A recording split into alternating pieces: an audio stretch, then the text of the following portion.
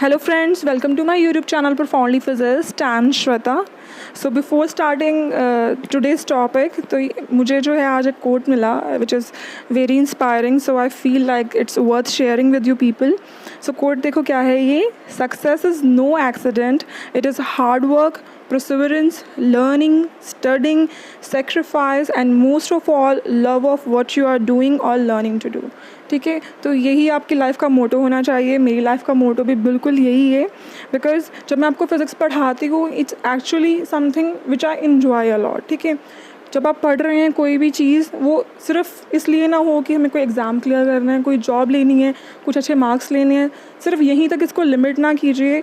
When ever you are studying just enjoy it. अब उसको अच्छे से कीजिए, ठीक है, उसमें पूरा उसको इन्जॉय करते हुए कीजिए. So I feel like it shouldn't be a burden. ठीक है, एक बर्डन की तरीके से नहीं कि मजबूरी है पढ़ना है, ठीक है, इस तरीके से ना हो. वो it should be something which you love, which you enjoy. ठीक है, वो डेफिनेटली फिर आपको बहुत अच्छा लगने वाला टॉपिक. जब मैं आपको फिजिक्स पढ़ाती हूँ I enjoy a lot and I feel like कि वो सेम वाइब्स जो हैं आप लोगों के साथ वो कनेक्ट होती होंगी, आप लोगों को भी अच्छा लगता होगा. So let's begin with today's topic. So आज हम करेंगे लेज़र पार्ट 2. पार्ट 1 में जो है हमने टॉपिक्स डिस्कस कर लिए थे which were spontaneous emission, stimulated emission, stimulated absorption, characteristics of laser, directionality, intensity, monochromaticity, coherence, temporal and spatial coherence. ठीक है, तो ये सारे टॉपिक्स जो हैं हमने पार्ट 1 जो है इसकी वीडियो लेज़र्स की उसमें डिस्कस किए थे. They all set the base for lasers. ठीक है, अगर आपको वो टॉपिक्स अच्छे से समझ लग गए हैं तो नेक्स्ट कमिंग टॉपिक्स सारे आपके लिए बहुत ईजी होने वाले हैं. ओके, सो आज का टॉपिक होगा आइंस्टाइन कोएफिशिएंट्स ऑफ लेज़र्स. सो थोड़ा सा जो प्रीवियस वीडियो में हमने किया था उसको डिस्कस कर लेते हैं, बिकॉज उसी पे ही जो है Einstein coefficients of laser based हैं. So we have studied about the 3 types of this emission and absorption. Stimulated absorption में क्या हुआ था, there were 2 levels, energy levels थे, E1 एंड E2. जो एटम था that is in the ground state. फिर जितनी भी एनर्जी डिफरेंस थी उतने का आपने फोटोन सप्लाई किया. जो एटम है उसने फोटोन को अब्जॉर्ब किया and it moves to the excited state. That's what happened in stimulated absorption. उसके बाद आया स्पॉन्टेनियस एमिशन. जैसे मैंने आपको बताया था कि जो एटम है it can not stay for longer time in the excited state, तो वो ग्राउंड स्टेट में वापस आ जाएगा ऑन इट्स ओन, जब टाइम इंटरवल हो जाएगा 10⁻⁻8 सेकेंड का. जैसे ही टाइम इंटरवल हुआ 10⁻⁸ सेकेंड का, उसके बाद atom will come back to the ground state और इसी को कहते हैं हम स्पॉन्टेनियस एमिशन. और इसमें जो है फोटोन एमिट होगा, जितनी भी एनर्जी डिफरेंस है उतना. सो लास्ट वन जो था दैट वाज स्टिमुलेटेड एमिशन, जो कि लेज़र्स का प्रिंसिपल भी है. ठीक है, तो इस केस में क्या हमने किया था, atom is in the excited state, but हमने क्या किया यहाँ पे 10⁻⁸ सेकेंड से पहले ही उसको हम ग्राउंड स्टेट में ले आए. तो उस चीज़ को अचीव करने के लिए, उस कंडीशन को अचीव करने के लिए हमने क्या किया यहाँ पे, we have supplied incident photon.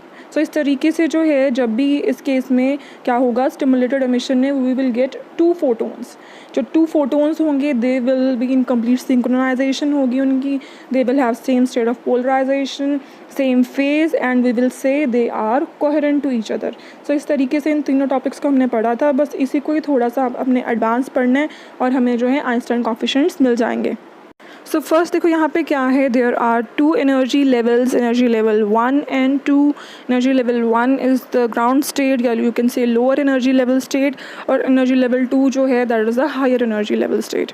तो यहाँ पे जो N1 एंड N2 हैं they are the number of atoms per unit volume in that energy level. जैसे जो N1 है, N1 में number of atoms per unit volume कितने होंगे, जो एनर्जी लेवल 1 है, ठीक है, उसमें जो number of atoms per unit volume होंगे they are N1.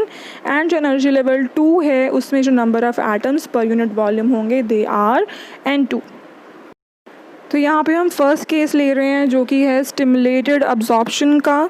Stimulated absorption में क्या होता है, we supplied a photon of energy difference, ठीक है, जितना भी है इनका, और जो एटम है उस फोटोन को अब्जॉर्ब करता है and it move to the excited state. तो यहाँ पे देखो एच कट ओमेगा, जो एच न्यू है और एच कट ओमेगा है दे आर द सेम, और दोनों ही जो है एनर्जी ऑफ फोटोन को इंडिकेट करते हैं. सो एच कट ओमेगा जो है उतनी एनर्जी डिफरेंस का हमने फोटोन सप्लाई किया एंड एटम्स जो हैं they start moving to the excited state. अब यहाँ पे हमने बात की N1 क्या है, यहाँ पे N1 are the number of atoms per unit volume in energy level 1। अब यहाँ पे एक एटम के मूवमेंट की हम बात नहीं कर रहे हैं, there will be so many atoms here. तो यहाँ पे कितनी ट्रांजिशंस हुई होंगी, ट्रांजिशंस यहाँ पे कितनी हुई होंगी in moving the atom from state N1 to N2, sorry from state 1 to 2 जो है वो कितनी जो है ट्रांजिशंस हुई होंगी, they will be given by number of transitions per unit volume is equal to, यहाँ पे म्यू से हम इंडिकेट कर रहे हैं, mu omega B1 to N1।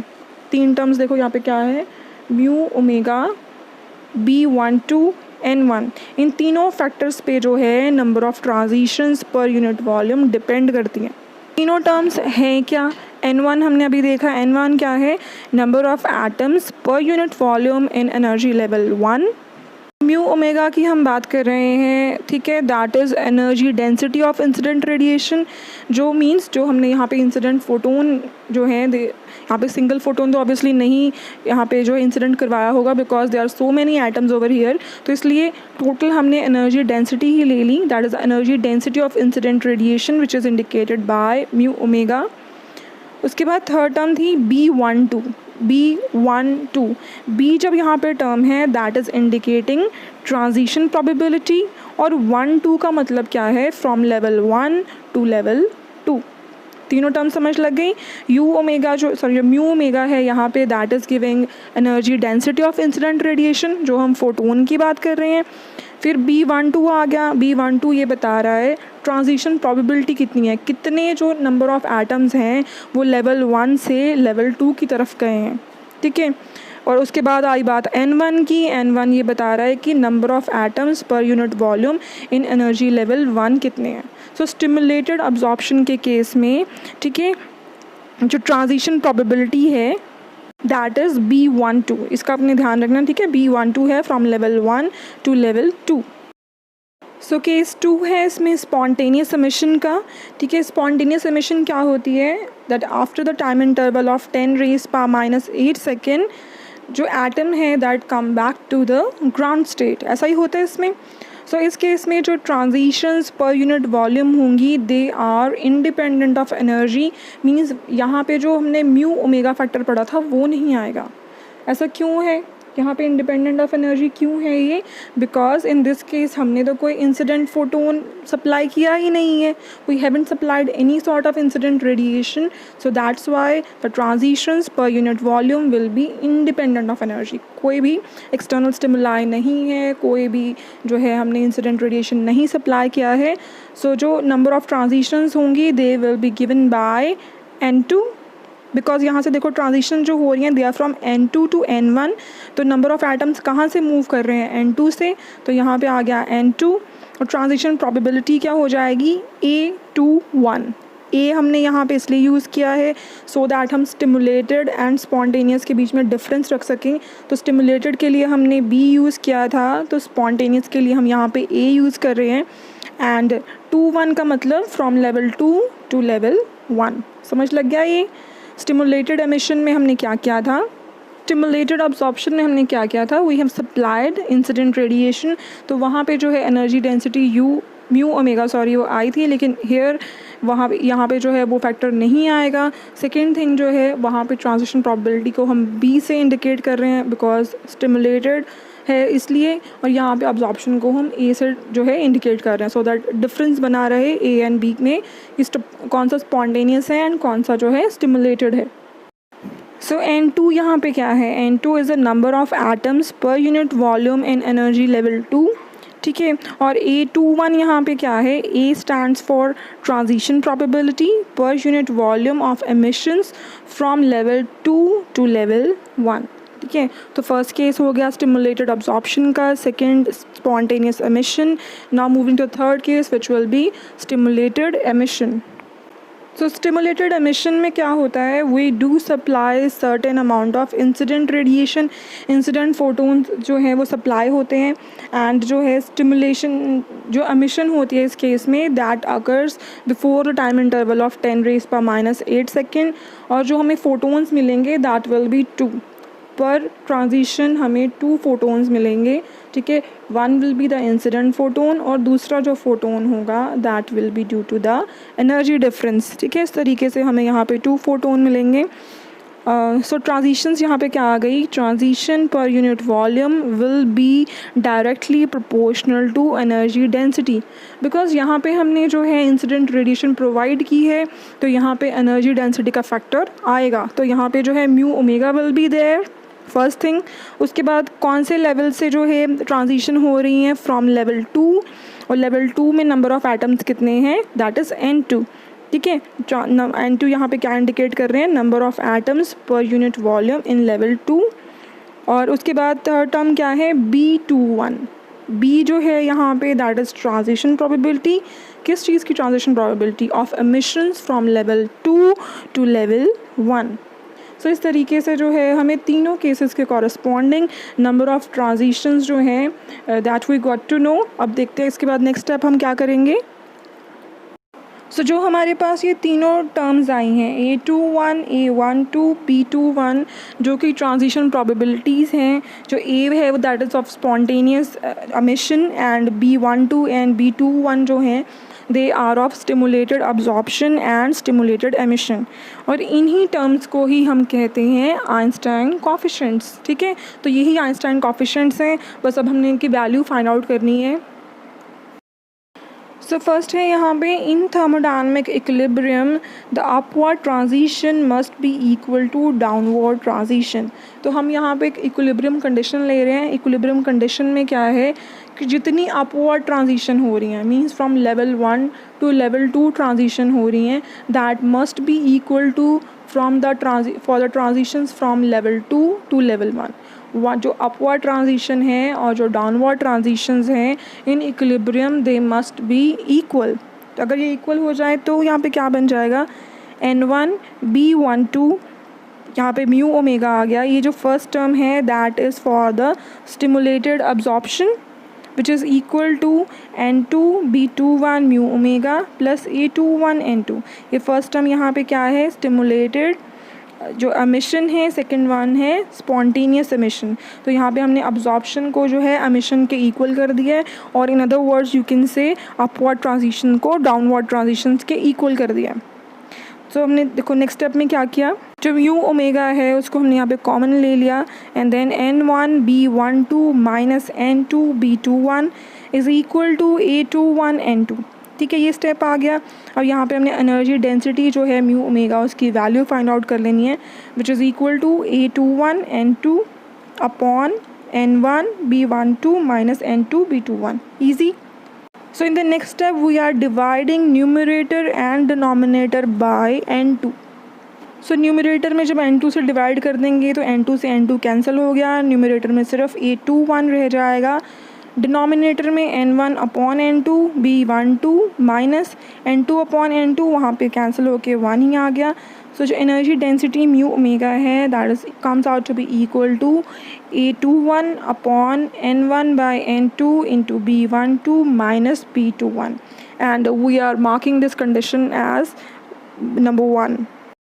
So then from Boltzmann law, ठीक है, जो बोल्ट्जमैन लॉ है उसके अकॉर्डिंग जो ratio of population densities N1 and N2 होता है that is equal to, so this expression directly comes from Boltzmann's law which says N1 upon N2 is equal to exponential of E1 minus E2 upon KBT, जो यहाँ पे KB है that stands for Boltzmann constant, ठीक है, और T जो है that is temperature, absolute temperature है यहाँ पे, which will be equal to exponential of E1 minus E2 को हम यहाँ पे जो है we are taking it equal to H cut omega upon KBT, ठीक है। तो N1 अपॉन N2 की जो है हमारे पास वैल्यू आ गई which is equal to exponential of H cut omega upon KBT। अब इस वैल्यू को जो है हम इक्वेशन नंबर 1 में यूज़ करेंगे, ठीक है। So mu omega is equal to A21 upon, वहाँ पे N1 बाई N2 था तो यहाँ पे हमने उसकी वैल्यू पुट कर दी, exponential of H cut omega upon KBT into B12 minus B21। यहाँ तक हो गया clear. So in the next step we are again dividing numerator and denominator by b21. ठीक है, तो b21 से हम न्यूमरेटर की टर्म्स एंड डिनोमिनेटर की टर्म्स को डिवाइड कर रहे हैं. न्यूमरेटर वाली टर्म क्या बन जाएगी, a21 upon b21 and next क्या आ गया, 1 upon exponential of H cut omega by K B T into b12 upon b21. यहाँ पे भी डिवाइड हो गया, minus b21 upon b21 cancel होके रह जाएगा 1. Finally we got the value of energy density. So we are marking it as equation number 2. Equation number 3 देखो यहाँ पे हम क्या कर रहे हैं, we are using Planck's law here. तो पहले जो है हमने बोल्ट्जमैन लॉ यूज़ किया, जहाँ से हमने n1 एंड n2 की वैल्यू डायरेक्ट पुट कर दी. And here we are using Planck's law. Planck's law के अकॉर्डिंग जो एनर्जी डेंसिटी होती है U mu omega which is equal to H cut omega cube upon pi square C cube into 1 upon exponential of H cut omega K B T minus 1. ठीक है, तो इस तरीके से अगर आप देखो इक्वेशन 2 एंड 3 को, तो यहाँ पे दोनों जो है हमारे पास एनर्जी डेंसिटी की वैल्यू हैं. तो हम इन दोनों वैल्यूज़ को कंपेयर कर सकते हैं. ठीक है, बिकॉज दोनों वैल्यूज़ एनर्जी डेंसिटी की है. So here we are comparing equation 2 and 3 and along with that we are considering b12 equal to b21 equal to b. ठीक है, इन दोनों इक्वेशंस को कंपेयर भी करना है और b12 इक्वल टू b21 और उसको b के इक्वल हम सब्स्टिट्यूट कर देंगे.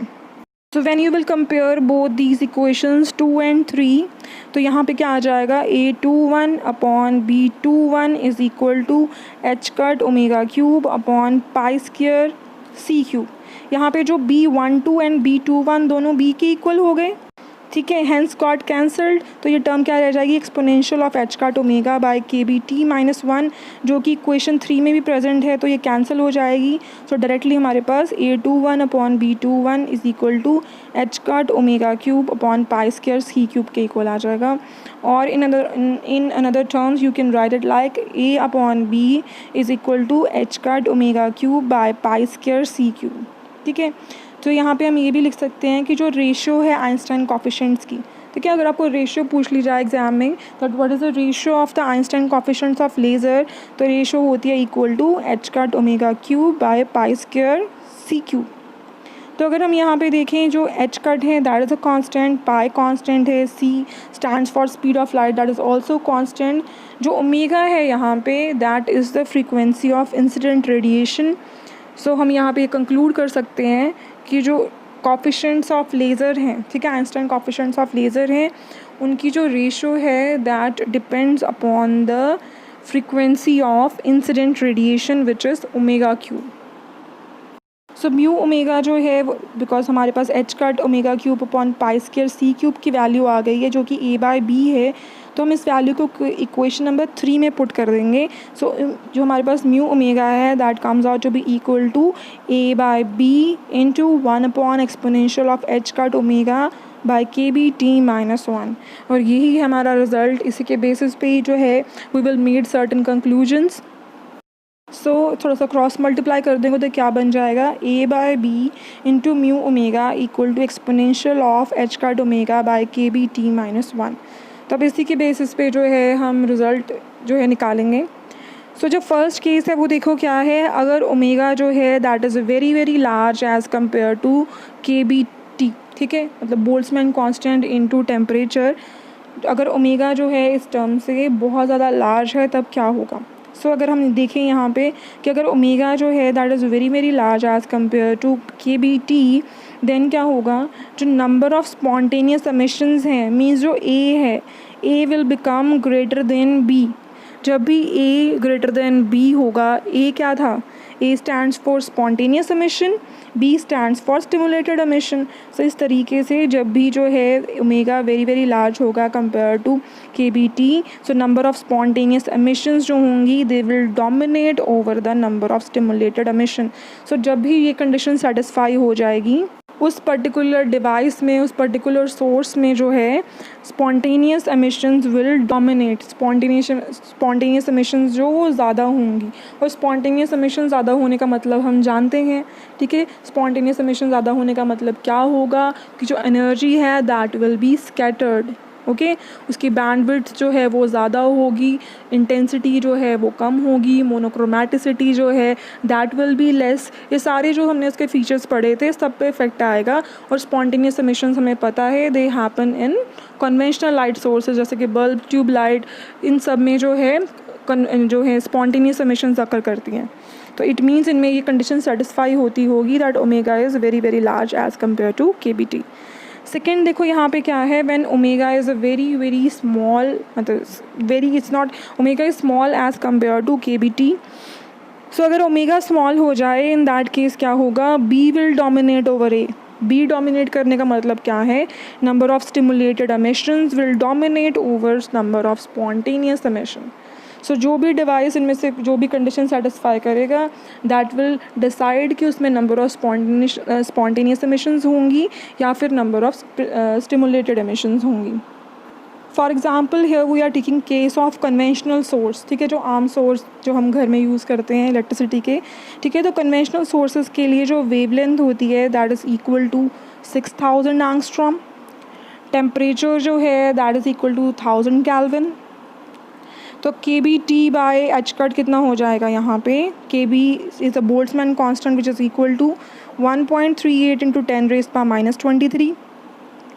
टेम्परेचर हमने यहाँ पे 1000 कह दिया, मतलब 10 का क्यूब लिख सकते हैं इसे। एच कट जो होता है दैट इज़ h/2π और इसकी वैल्यू होती है 1.054 into 10⁻⁻34। And when you will solve all these तो आंसर आ जाएगा इक्वल टू 1.3 इंटू 10⁻14 पर सेकेंड। उसके बाद हम देखते हैं omega. Omega is equal to 2π nu which is equal to C/λ, ठीक है। तो 2 की वैल्यू 2 मीन्स 2 ही होता है, पाई क्या है 3.14 ठीक है, और जो C है दैट इज़ 3 इंटू 10⁻8। लेमडा जो है विच इज़ 6000 एंगस्ट्रॉम आ गया तो 10⁻10 भी आ जाएगा। तो अल्टीमेटली ओमेगा आ गया इक्वल टू 3.7 इंटू 10⁻15। अब यहाँ पे देखो कौन सी टर्म ज़्यादा बड़ी है, 10⁻15 और 14, ठीक है। 10⁻15 वाली टर्म यहाँ पे बड़ी है, इट मीन्स यहाँ पे ओमेगा जो है that is greater than KBT factor. जब ओमेगा जो है KBT फैक्टर से ज़्यादा बड़ा होता है तो कौन सी कंडीशन होती है, number of spontaneous emissions dominate over the number of stimulated emissions. तो जो हमने थ्योरी में पढ़ा वो यहाँ पे जो है मैथमेटिकली थ्रू आइंस्टाइन्स कोएफिशिएंट के थ्रू प्रूव भी हो गया, ठीक है, कि जो कन्वेंशनल सोर्सेज हैं उनमें जो है स्पॉन्टेनियस एमिशंस जो हैं they are larger than, means they dominate over the number of stimulated emissions. Okay, so second case है यहाँ पे मेजर्स का, ठीक है। तो जैसे हमने लेज़र्स पढ़ा, लेज़र्स में जो L है that stands for visible light, ठीक है। बाकी जो amplification by stimulated emission of radiation is there, but L stands for visible light over there, ठीक है। तो यहाँ पे जो मेजर्स हैं, मेजर में जो M है, M स्टैंड्स फॉर माइक्रोवेव, ठीक है। तो यहाँ पे हम जो माइक्रोवेव रीजन की जो लाइट होती है उसको यूज़ करेंगे, मीन्स जो रेंज होगी, वेवलेंथ होगी that will be of microwave region. So for microwave region lambda is equal to 10 centimetre, temperature है यहाँ पे 300 kelvin. Similarly on the same lines जो है हम KBT अपॉन एच कट को कैलकुलेट करेंगे। सो KBT जो KB है that is equal to 1.38 into 10⁻⁻23। Temperature जो है वो है 300, एच कट की वैल्यू, ठीक है, 1.054 into 10⁻34। And when you will substitute all these values you will solve them, तो आंसर आ जाएगा 3.92 इंटू 10⁻13। ओके, तो फिर अब हम ओमेगा भी फाइंड आउट कर लेते हैं। Omega is equal to 2πc/λ। तो पाई है 3.14, C है 3 इंटू 10⁻8, लैम्डा जो है that is 10 centimetre, means 10 into 10⁻2 आ जाएगा अगर हम मीटर में कन्वर्ट करें। तो कैलकुलेट करने पे ये बन जाएगा 1.8 इंटू 10⁻10। तो बताओ इनमें सब कौन सी टर्म बड़ी है, ठीक है, KBT बाय एच कट और ओमेगा। तो clearly from here we can see जो ओमेगा है that is less than KBT factor. Omega जो है वो स्मॉल है, ठीक है, KBT अपॉन एच कट वाला फैक्टर बड़ा है उससे। तो सेकंड केस देखें तो क्या बनता है ये। जब ये कंडीशन सेटिस्फाई होती है तब क्या होता है, number of stimulated emissions dominate over number of spontaneous emissions. तो यही तो होता है लेज़र्स में या मेजर्स में, you can say stimulated emission ज़्यादा होती हैं as compare to spontaneous emissions. So that all is proved mathematically also through the help of Einstein coefficients of laser, कि जो लेज़र्स हैं उनमें स्टिमुलेटेड एमिशंस होती हैं रादर देन स्पॉन्टेनियस एमिशंस. ठीक है, आई होप जो है आपको आइंस्टाइन कोफिशिएंट ऑफ लेज़र जो है ये कॉन्सेप्ट जो अच्छे से आपको इसकी अंडरस्टैंडिंग हो गई होगी. सो आज जो है मैं आप लोगों को एक और बात कहना चाहती हूँ, दैट इज़ कि आप लोगों का फीडबैक बहुत ज़्यादा इम्पॉर्टेंट है. बिकॉज जो एजुकेशन है, जो टीचिंग है, that is two way process है. जब हम क्लासरूम में पढ़ाते हैं, because I have been a classroom teacher, तो जैसे मैंने कॉलेज में या स्कूल्स में पढ़ाया है तो आपको वहाँ पे स्टूडेंट्स का रिस्पॉन्स वही मिल जाता है. ठीक है, immediately you get to know whether they are interested, whether they are not, what you need to change in your teaching. तो आपको वहीं वो रिस्पॉन्स मिल जाता है और आप अपनी टीचिंग को वहीं मोल्ड कर लेते हैं. बट हेयर ऑन यूट्यूब क्या है, because I prepare my video to my best, जो मुझे लगता है ठीक है उसके अकॉर्डिंग मैं वीडियो अपलोड कर देती हूँ. But how will I get to know that कि वो आप लोगों को समझ लग गया, वो आपको पसंद आया, कि आपको कुछ सजेस्ट करना है उसमें. तो इसलिए आपको फीडबैक देना बहुत ज़रूरी है, तभी ये टीचिंग प्रोसेस बढ़ सकता है आगे. वन वे सिर्फ मैं पढ़ाती रहूँ और मुझे नहीं पता चले कि आप लोगों को कैसा लग रहा है, तो ये डिफ़िकल्ट हो जाएगा. ठीक है, जो टीचर होता है उसका इंटरेस्ट भी लॉस होना शुरू हो जाता है उस सब में. सो आई जस्ट वॉन्ट कि आप लोग ज़रूर अपना फीडबैक दीजिए इन एनी फॉर्म, जो भी आपको ऑप्शंस अवेलेबल हैं. अगर आपको कमेंट नहीं करना है, सिर्फ लाइक करना है, आप सिर्फ लाइक कर दो. कमेंट करके आपको जो भी बताना है आप बताओ. अगर आपको अच्छी लगी तो बताओ, नहीं अच्छी लगी तो बताओ. And if you have any sort of suggestion कि इसको इस तरीके से चेंज कर दो, and that will also be very much appreciable. ठीक है, तो किसी भी तरीके से आप फीडबैक ज़रूर दो, ताकि ये टीचिंग प्रोसेस जो है ना ये अच्छे तरीके से चल पाए. टीचर लर्नर होता है, अकेला टीचर बात नहीं बनेंगी. ठीक है, तो आई होप जो है आप मेरी बात को समझोगे एंड फीडबैक ज़रूर दोगे. Thank you everyone for giving your little extra time, and I hope आप इस चीज़ को समझोगे. ठीक है, तो आई वॉन्ट से लाइक करो, कमेंट करो, शेयर करो, सब्सक्राइब करो, तो कुछ भी नहीं है. बस अपना फीडबैक दो जिस तरीके से भी आपको देना है. ठीक है, आपका फीडबैक ज़रूर दो, और अगर आपको अच्छी लगेगी आई नो आप सब्सक्राइब कर ही लोगे चैनल को. ठीक है, सो थैंक यू एवरीवन.